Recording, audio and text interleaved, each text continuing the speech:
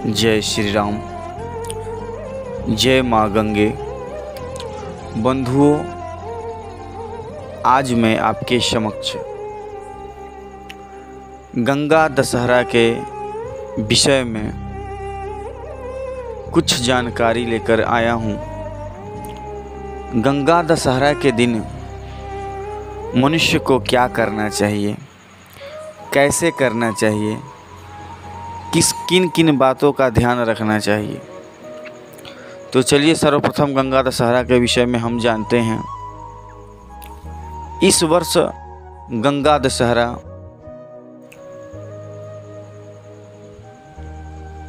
ज्येष्ठ शुक्ल पक्ष दशमी तिथि को यानी कि 30 मई को गंगा दशहरा लग रहा है।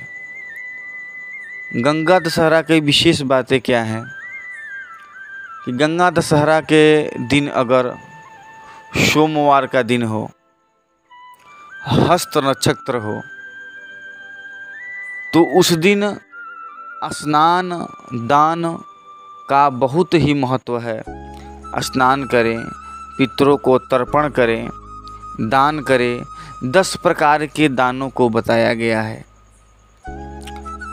और अगर बुधवार का दिन हो तो बुधवार के दिन माँ गंगा का अवतरण हुआ था।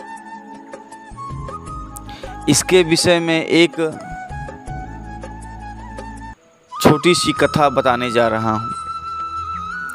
राजा सगर के 2 पत्नियाँ थी। एक का नाम था केसनी, दूसरे का नाम था सुमति। तो केसनी से अंशुमान हुए और सुमति के 60,000 पुत्र की प्राप्ति हुई। एक बार जब राजा सगर अश्वमेघ यज्ञ को कर रहे थे तो इंद्र ने ईर्ष्यावश द्वेषवश उनका जो अश्व था यज्ञ का वह चुरा करके ले जा कर के पाताल लोक में भगवान कपिल के आश्रम में छोड़ करके वहाँ से चले गए।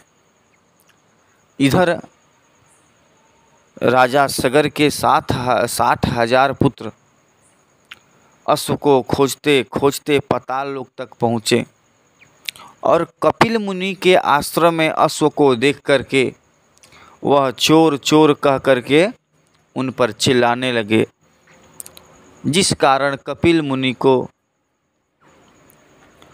गुस्सा आ गया। वह क्रोध से कंपित हो उठे और उन्होंने राजा सगर के 60,000 पुत्रों को श्राप दिया और वे सभी भस्म हो करके वहीं पे अंत पर गए। इधर जब राजा सगर को पता चला तो राजा सगर ने कैसे कैसे अपने यज्ञ को अनुष्ठान को पूर्ण किया। राजा सगर के जो पुत्र थे अंशुमान,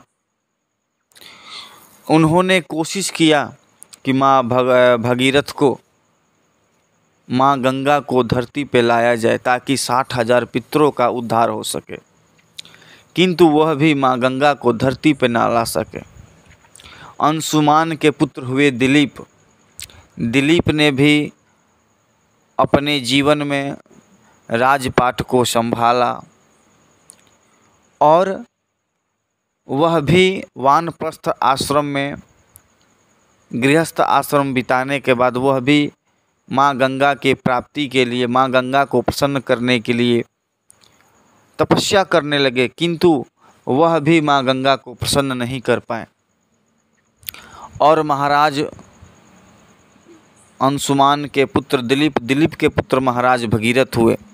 भगीरथ ने देखा कि हमारे पूर्वज जो हैं, 2 पूर्वज, वह अपना जीवन राजपाट में लगा करके अंत में माँ गंगा की प्राप्ति के लिए जाते हैं।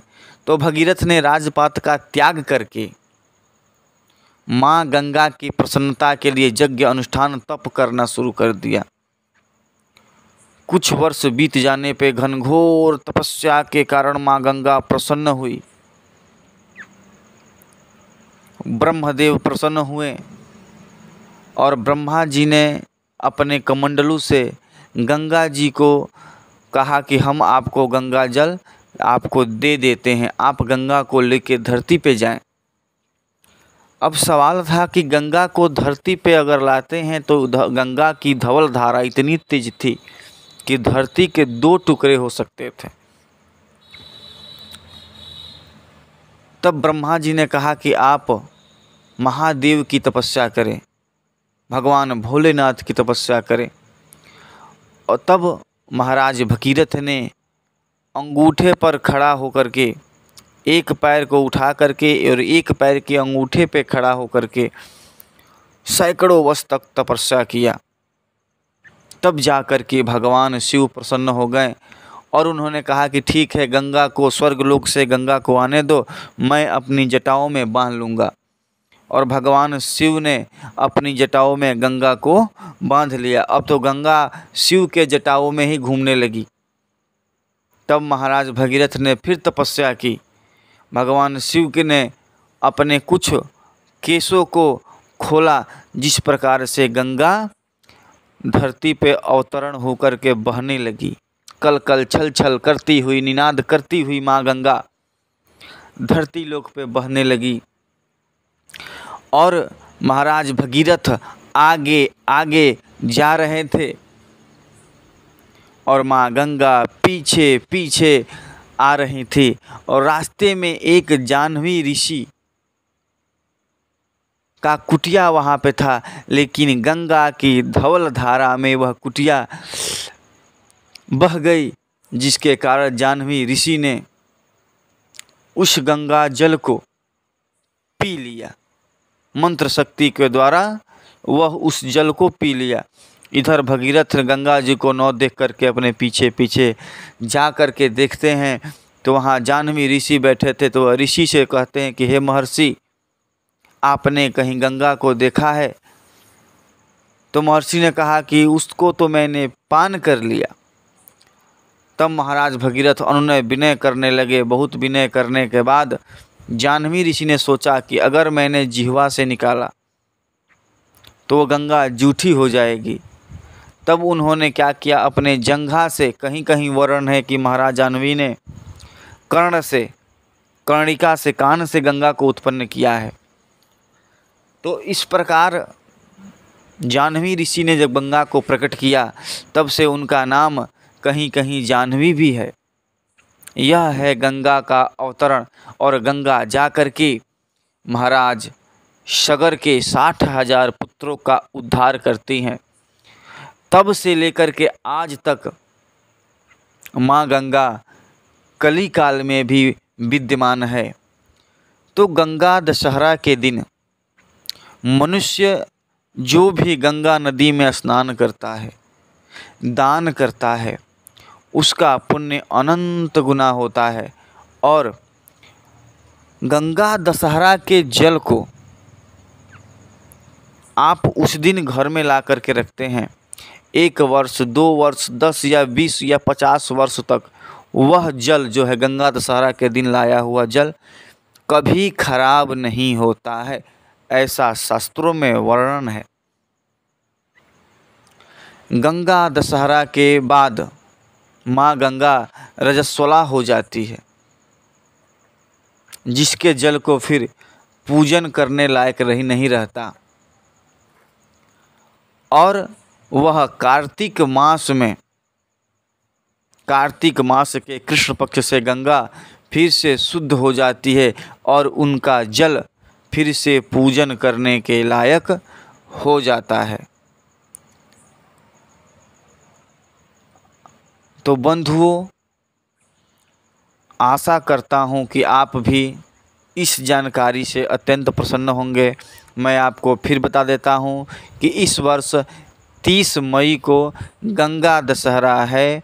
आप सभी से अनुनय विनय है कि जो भी माँ गंगा के तट पर विद्यमान है, जहाँ भी रहते हैं, और माँ गंगा जहाँ से निकल कर के आ रही हैं, अगर आप वहाँ पे मौजूद हैं तो आप जा कर के गंगा नदी में स्नान करें, पितरों के लिए तर्पण करें, 10 प्रकार के सामग्रियों का दान करें। यह दान जो है 10 प्रकार के, यानी कि एक दान नहीं 10 प्रकार के दान को करना चाहिए। जैसे अन्न दान कर रहे हैं, आटा, चावल, दाल, सब्जी, मसाला, तेल इत्यादि जो भी आप सामान को दान कर रहे हैं वह 10 प्रकार की सामग्री होनी चाहिए। वह 10 प्रकार की सामग्री का दान का विशेष ही महत्व है। प्रेम से बोलिए गंगा माता की जय। अगर आप चैनल पे नए हैं तो कृपया लाइक करें, सब्सक्राइब करें एंड शेयर करें।